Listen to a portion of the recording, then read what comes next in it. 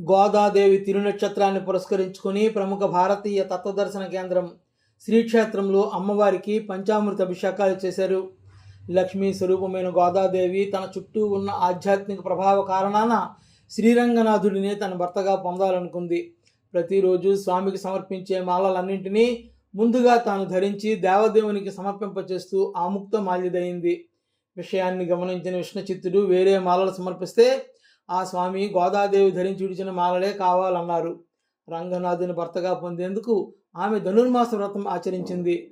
ఆండాళ్ళని ఆమెను విష్ణుచిత్తుడు సంబోధించాడు. ఆండాళ్ళంటే రక్షకురాలు అని అర్థం.